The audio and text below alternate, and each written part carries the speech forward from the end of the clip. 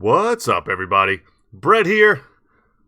Man, this week has been awesome if you're a Total War Warhammer fan. We have gotten another FAQ today, this time talking about the Ogre mercenaries. Going to give us some more of that information we've been craving. Guys, I won't have early access until Monday of next week, but I did confirm that I do have early access. It's going to be sick. I'm taking votes for which campaigns you guys would like to see. Thorek Ironbrow was just dropped today. I was watching Turin's stream as he was playing it. I love the dwarves. Oh man, we're gonna be able to play as Torox, and of course, Oxiatl are gonna be fun as well. Like I said, taking votes. Let me know what you'd like to see in the comment section down below. Any of my Total War Warhammer videos, and I'd be happy to do that. So this video today, it's gonna be going over some information. Some of you out there might not have time today to, maybe you're at work or whatever, and you can't, go and deep dive all the different stuff that's being dropped. So I'm going to read the FAQ. It's not that much information, but it's going to answer a lot of the questions we've all had about the ogres. And then also, I'm going to go ahead and just jump over to my Reddit, which apparently got hacked, so I just had to change my password and everything. Not cool.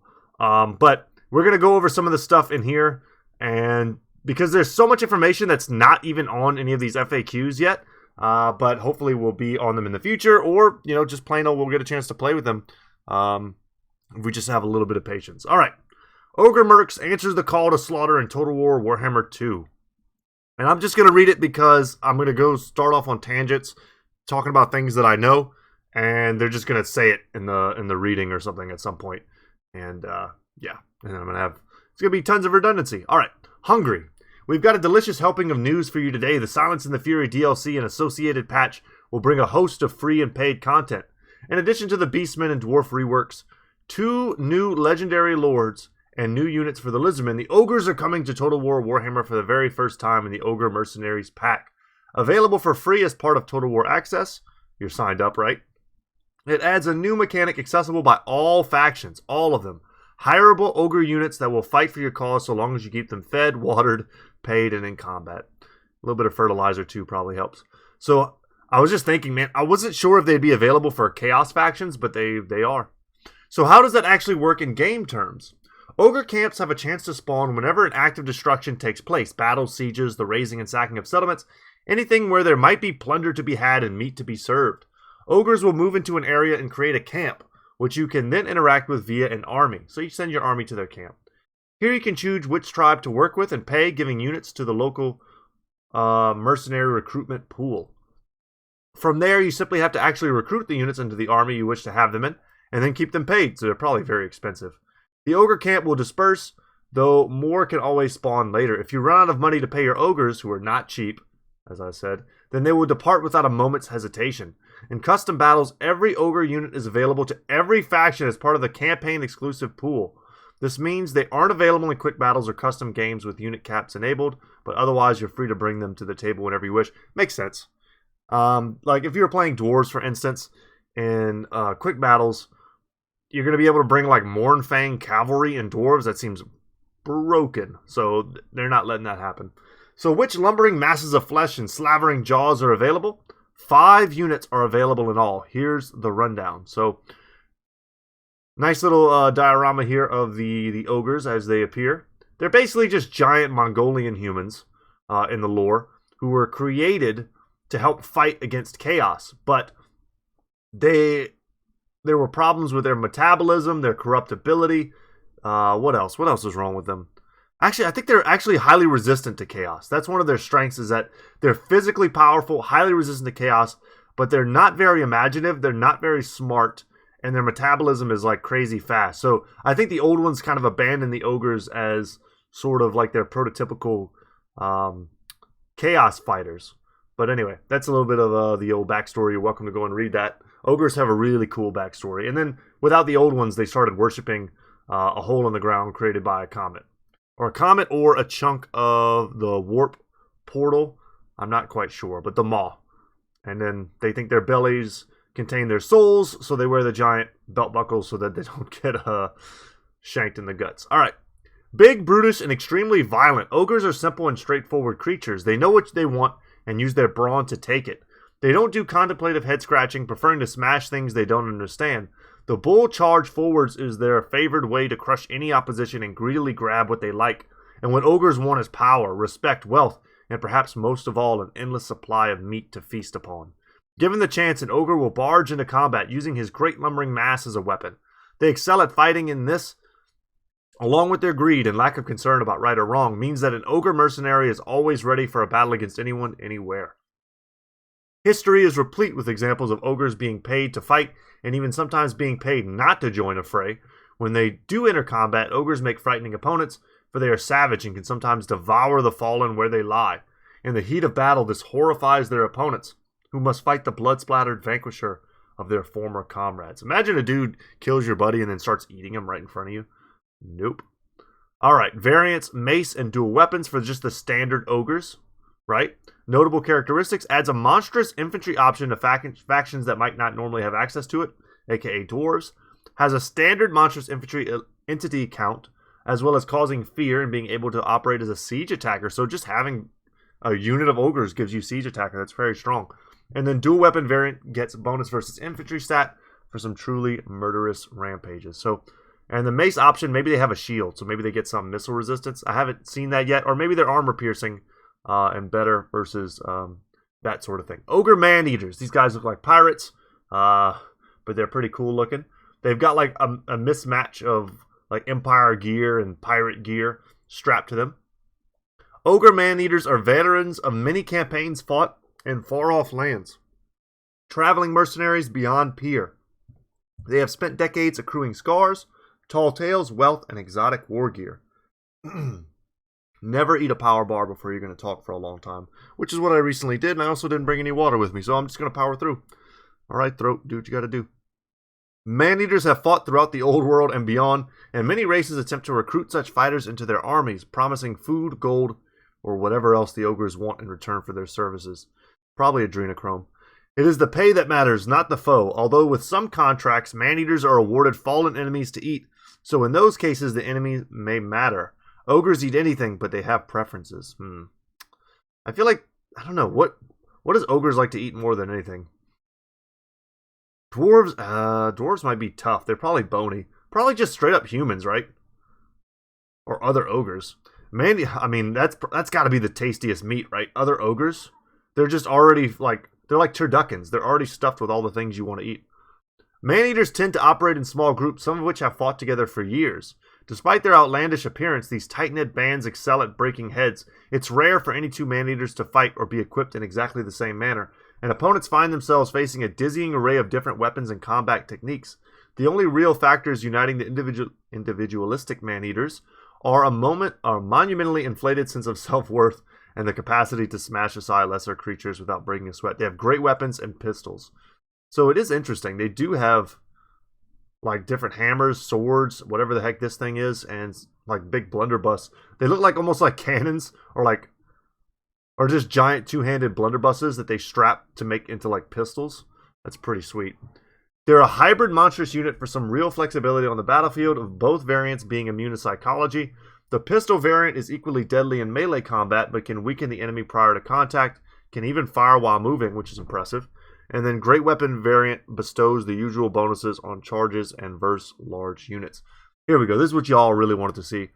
Mournfang Cavalry. God, these things are awesome. How to describe these dudes if you can't see a picture of them? I don't know, man. They're like... Take like the body of a giant ram and then give it like a lion's head and then give it tusks and like horns sticking out of the top of its head. I don't know what's cooler than that. And you put a saddle on it and then, you know, you armor it up and you run over people. Powered by thick haunches of purest muscle, a Mournfang surges towards the foe at a speed faster than their muscle-bulked frames would suggest. Not slowed in the least by the large ogre or saddle atop its hairy back. Protected by thick skin and coarse shaggy hair, enemy arrows bounce off the oncoming beast or ping off the ogre's armor as harmless as hailstones. When they do smash into an enemy, the powerful Mournfangs chomp, slash, and stamp the foe, whilst the ogres lay about them, swinging ponderous clubs to bludgeon them. There is a fortune to be made as a mercenary for a young ogre with his own Mournfang, and every spring a few stout lads from the upper slopes will join together and sell their services as some of the heaviest shock cavalry in the known world. Although whole units of Mournfang cavalry can usually secure the victory of any battle they are engaged in, these brutes and their gigantic steeds do not come cheap. I wish I had the prices. The tyrants or paymasters of the victorious side often. Let me restart that sentence. The tyrants or paymasters of the victorious side often note a profound feeling of loss when the spoils of war are shared out. I bet they're like a grand or something, a turn, something ridiculous. Like, you can't afford to keep these guys forever unless you're already super late game. But imagine picking up one of these early game and running with them for 5 or so turns, killing all of your enemies, and then just letting them go. That might be the way it goes. Monstrous cavalry in every sense of the word, man-eating beast riding man-eating beasts. The irony. Provides a monstrous cavalry option for factions that lack it with all the power that implies, and a truly powerful armor-piercing top-tier unit. And it says here, Maw to come. Nice, I see what they did there. The Maw is what they call that big hole in the ground I was talking about earlier. Can truly any force stand against the gluttonous might of the ogres? We certainly can't.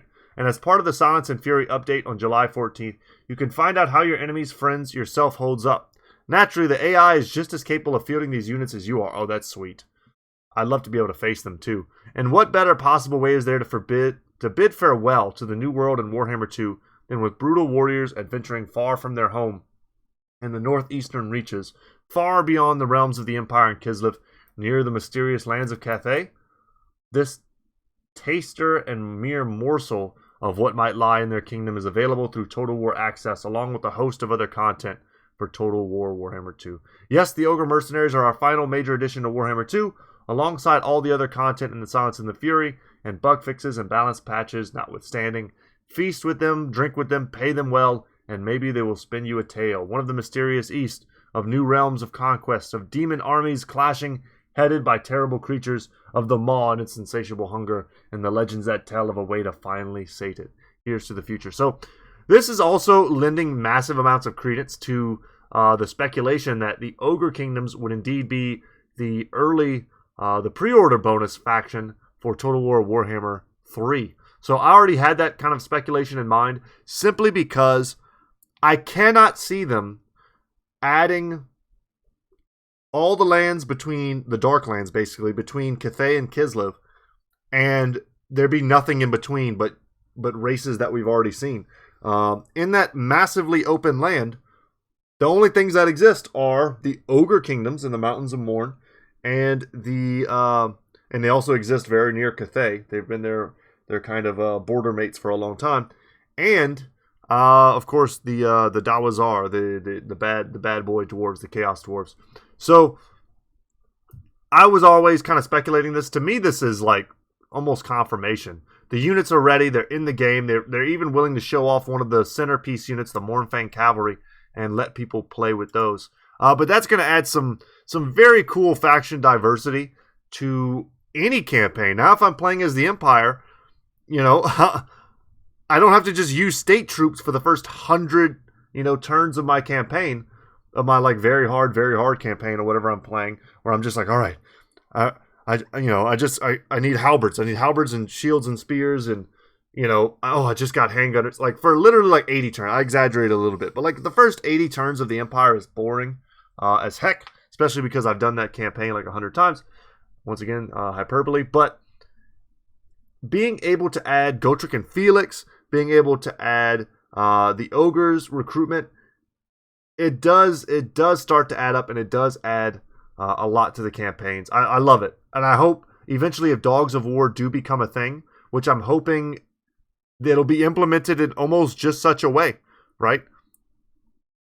It'll just add so much diversity to the game. It'll make any single campaign eminently more playable. So, all right.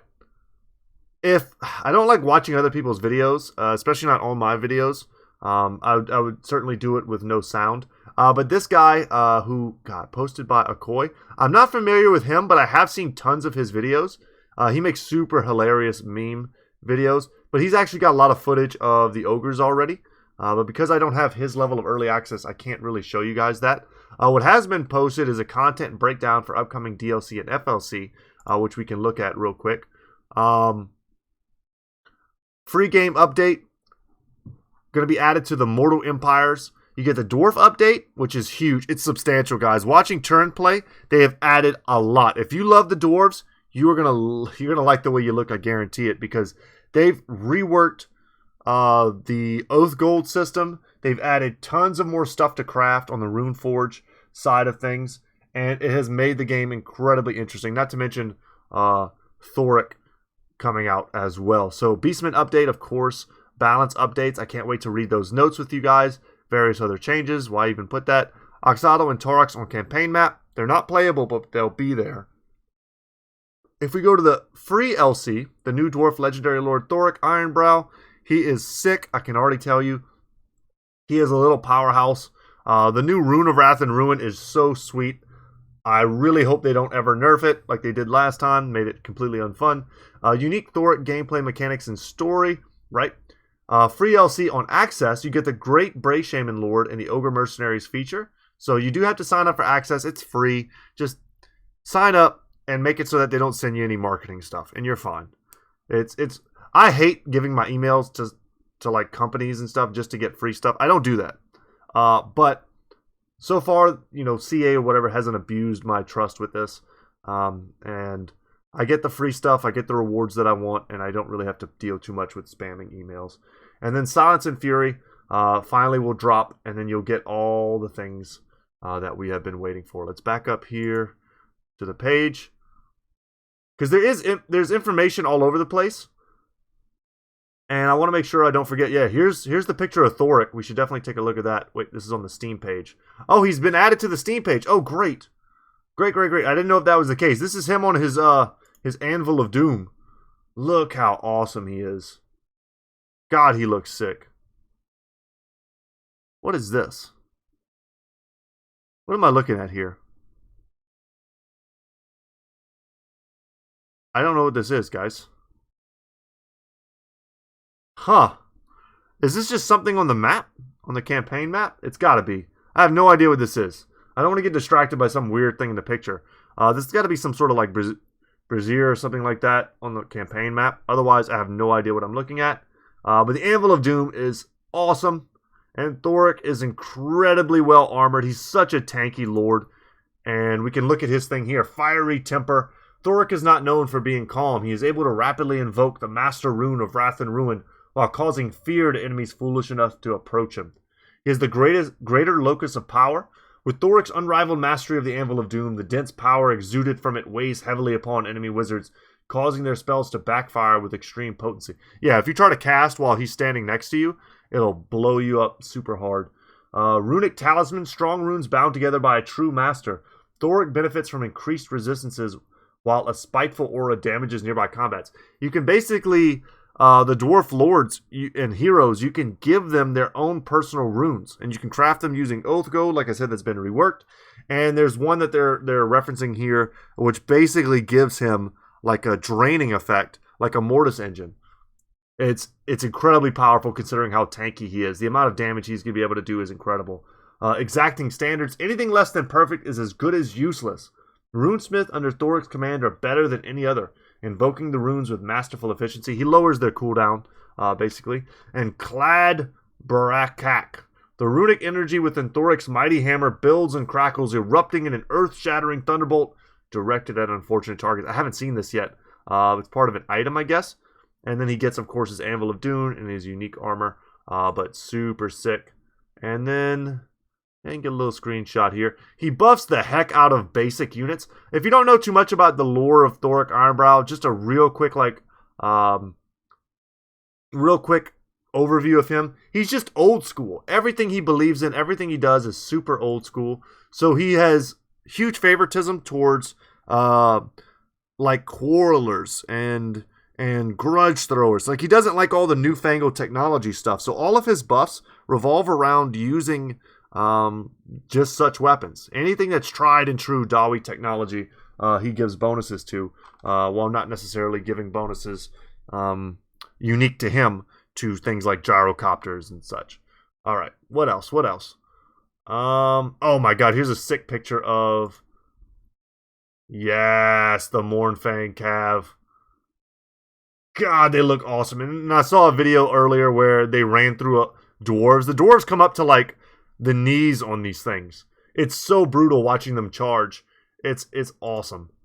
And then what else do we have? Anything else? God, you gotta love the memes. If you're not on Reddit Total War, you need to get on that. Oh my god, and he can recruit a Carnosaur as part of his campaign mechanics. Look at that. You have to go and find these unique resources by either allying with or conquering the lands that they belong to, and then from there you can get some sick stuff like your own personal Carnosaur and your own ethereal Thane, I think that is. So, and then tons of other stuff too. But so in the Mortal Empires campaign, he starts at Carrick Zorn, down in the complete southern center, kind of like southern center of the map, more like southeastern area of the map. But in the Vortex campaign, he starts in the southwestern part. So a little bit of a difference there. You can, if sometimes you want to play one or the other. Leaks from YouTubers' video description about DLC and FLC. It's spoilers. I want to know.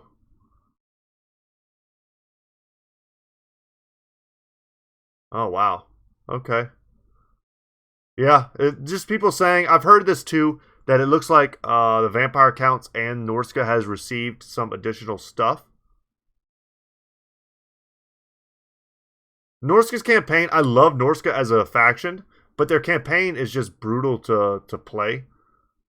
It's just not fun. It ends up becoming a micro fest, which is not what I want from my my games. Also, this is another cool thing too.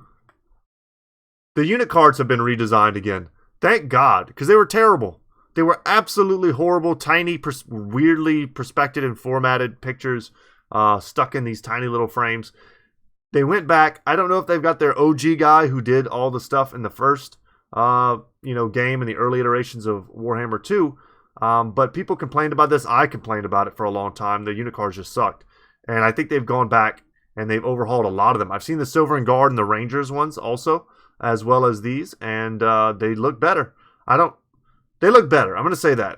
I haven't fallen in love with any of them yet, but I can actually tell what they are now. So I'm not gonna talk crap. I'm not artistic in the least, so I will not talk crap. They look way better. I'll just leave it at that positive note. Malagar does indeed fly. This is looking like, I guess, his new campaign flag. Anything else? Lord, be careful where you scroll in Reddit here. New runesmiths are indeed epic. I don't know.